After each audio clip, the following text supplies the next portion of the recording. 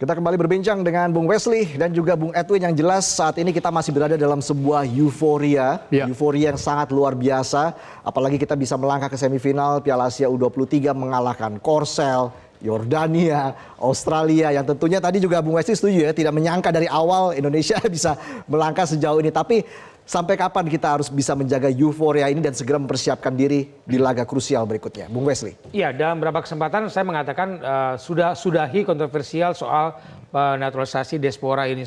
Karena ini jangka pendek yang sudah dilakukan dan sudah menjadi bukti seperti gula, manis sekali. Semua orang sekarang terlibat dalam pembicaraan usia muda kita, pemain tim nasional kita. Jangan lupakan kemudian strategi jangka pendek ini harus diikuti strategi jangka menengah dan jangka panjang, yaitu pembibitan. Pembinaan, bagaimana kemudian mengembangkan infrastruktur olahraga sepak bola. Karena mengurus sepak bola tidak hanya tugas federasi, PSSI, nggak bisa PSSI tidak punya pemain, PSSI nggak punya klub. Nah, harus dilakukan adalah membuat blueprint sebuah program yang menyeluruh, melibatkan banyak dari pemerintah pusat, pemerintah daerah, swasta, pribadi, pendidikan, semua harus terlibat. Bagaimana di Jepang anak-anak sekolah itu dilatih oleh yang pelatih yang berlisensi A-Pro. Anak SD, anak SMP loh, Bung. Di kita, siapa yang mau melatih turun ke grassroots dengan honor yang sangat sedikit. Tapi dengan penampilan timnas sejauh ini, apapun itu pembinaan ataupun mungkin kompetisi Liga 1-nya, apakah bisa termaafkan begitu? Karena kan timnas kita tampil luar biasa di Piala Asia U23. Kalau kita mau coba runut ke belakang ya, Reza ya. Masalah kenapa kita perlu diaspora kan karena ada masalah di kualitas. Kualitas itu kualitas pemain dan kualitas kompetisi yang ada. Nah, ini tadi yang saya lanjutkan dari Bang Wesley. Ini yang harus memang dijalankan baik jangka menengah, jangka panjang. Hasilnya memang tidak instan, tidak se-impact diaspora yang datang langsung ke timnas. Saya juga paham ini masalah bagaimana PSSI mungkin ada prioritas di sana. Tapi jangka panjang ini yang blueprint yang dibilang tadi Bang Wesley itu memang harus dijalankan.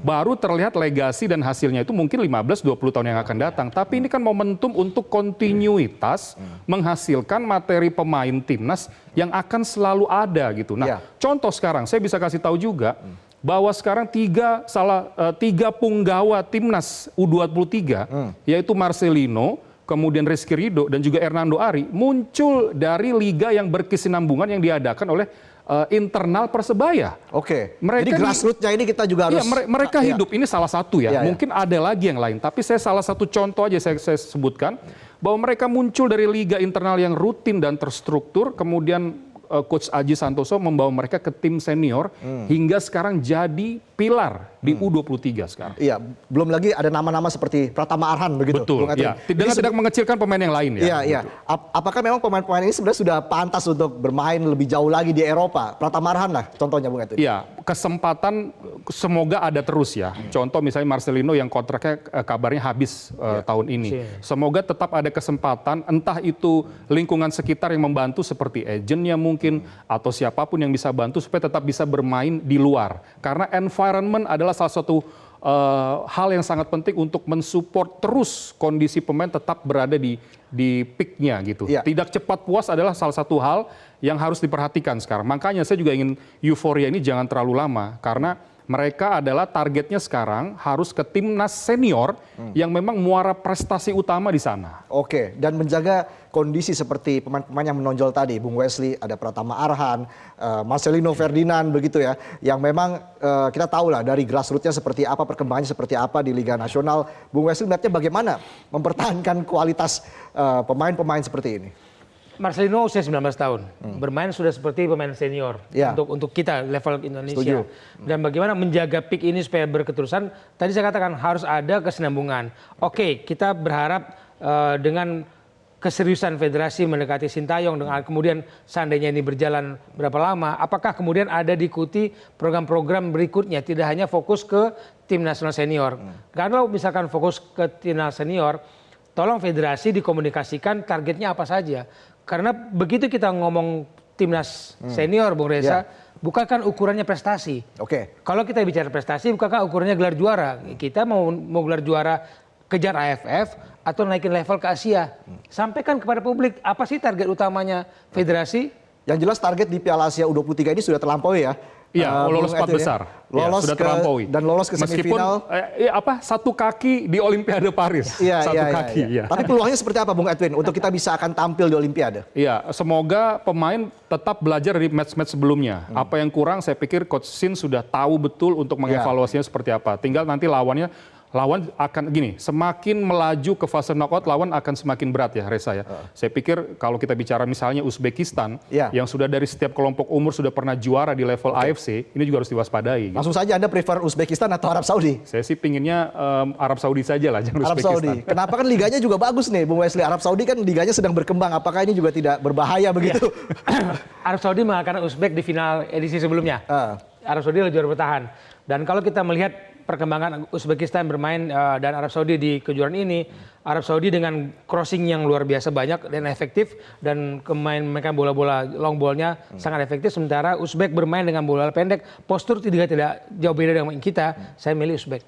Oke. Tapi siapapun lawannya ya, memang kita harus siap dan semoga kita bisa lolos lah ke Olimpiade Paris. Karena bermain tetap dengan mental yang sama. Iya betul. Ya, ingat juga bahwa dengan pengalaman yang kita punya, dengan diaspora yang kita punya, kemudian level game plan yang dimiliki oleh Coach Shin, mudah-mudahan kita memang betul-betul bisa satu kali lagi menang untuk memastikan Olimpiade Paris. Apakah komposisi melawan Korsel ini patut dipertahankan walaupun memang kita akan kehilangan seorang Rafael Struijk di depan? Saya pikir nanti tim analis Coach Shin akan lebih paham ya, karena biasanya komposisi juga ditentukan model main lawan itu seperti apa. Gitu. Oke, jadi sejauh ini bagaimana Anda melihat komposisi pemain? Kehilangan seorang Rafael Struijk, kira-kira bagaimana ini akan mengubah strategi dari Sintayong? Sejak Sintayong menangani timnas resmi Desember 2019, menangani di era Covid, dan sampai sekarang saya selalu terkejut dengan formasi yang dia turunkan dengan bermain. Itu Sintayong. Kedua, mungkin saja tidak perlu pemain nomor 9 di pertandingan melawan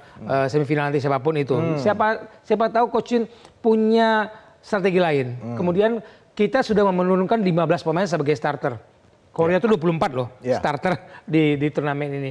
Apakah kemudian 15 itu akan dikejukan dengan pemain ke-16? Sananta sebagai starter, siapa tahu? Nah itu yang kita tunggu. Atau Coach Shin bilang tidak perlu pemain nomor 9. Kita main lewat false nine misalnya. Kunci dulu si pemain-pemain nggak tahu Uzbek atau Arab, kunci dulu di mana sehingga kita punya sayap-sayap yang bisa mengejar. False nine menurut Anda Bung Edwin lebih efektif dalam posisi seperti ini? Lagi-lagi tergantung ya Reza. Lawannya kan seperti apa. Kalau bertahan kuat rasanya false nine diperlukan. Karena kan memang untuk bisa menjembatani bagaimana ruang sempit di ruang antar lini ya. Tapi kalau kita bicara rasanya tidak mungkin juga lawan Indonesia di semifinal akan bertahan gitu. Mereka justru mungkin akan keluar menyerang. Nah, apakah mungkin Coach Shin memainkan Ramadan Sananta juga bisa, Hoki juga bisa, yang memang punya kemampuan juga membuka ruang ya untuk menarik bek-bek lawan. Atau mungkin dia juga bisa taruh Marcelino di sana. Kita tidak pernah tahu gitu. Yang mudah-mudahan kejutannya menyenangkan. Yakin formasi Hoki sebagai starter? Ya saya tidak usia 19 tahun Hoki. Kenapa Anda tidak yakin? Karena saya belum melihat Hoki menyatu dengan gaya bermain tim ini. Belum, sampai sekarang belum? Ketika melawan Jordania, saya melihat Hoki belum menyatu. Saya tidak ngomong kualitas Hoki, tapi bagaimana chemistry dia bermain dengan Nathan, bermain dengan Justin. Ini menjadi... Tapi itu bagaimanapun Hoki adalah pilihan seorang Sintayong begitu. Belum menyatunya Hoki dengan tim, belum tentu juga memang dia tidak pas untuk diturunkan di semifinal sebenarnya. Tergantung lawannya kan. Waktu lawan Jordania tidak cocok dia bermain ketika itu. Ini saya katakan, belum tentu kita butuh pemain nomor 9. Tapi kalau pemain nomor 9, saya lebih milih Sananta di situ. Sananta, kalau boleh milih, saya pilih Sananta. Kembali kita melihat pemain-pemain yang memang menjadi andalan Coach Sintayong. Marcelino Ferdinand, lalu juga Pratama Arhan tentunya dengan lemparan-lemparan ke dalam yang luar biasa. Ini masih terus mengancam. Dan sudah dibahas di dunia internasional ya. Bahwa lemparannya sangat merepotkan memang. Dan ini akan terus menjadi ancaman ya bagi lawan-lawan nanti ke depan ya. Bung Edwin, Anda melihatnya bagaimana nih Bung Edwin? Tentu dengan segala kekayaan formasi yang dimiliki oleh Sintayong ditambah oleh pemain yang juga sangat luar biasa, sangat padu dan juga memiliki chemistry yang sangat tinggi, Bung Edwin. Ya, sepak bola secara umum kalau kita bicara gol bisa terjadi dari 3 hal saja ya. Set pieces, kemudian open play, sama kesalahan yang dibuat. Nah, dengan Pratama Arhan, mungkin saya masukkan lagi poin di situ dengan throw in gitu. Mudah-mudahan saja gitu. Singkat saja Bung Wesley, dari Anda, apa yang Anda ingin saksikan dari timnas Indonesia ketika di semifinal nanti?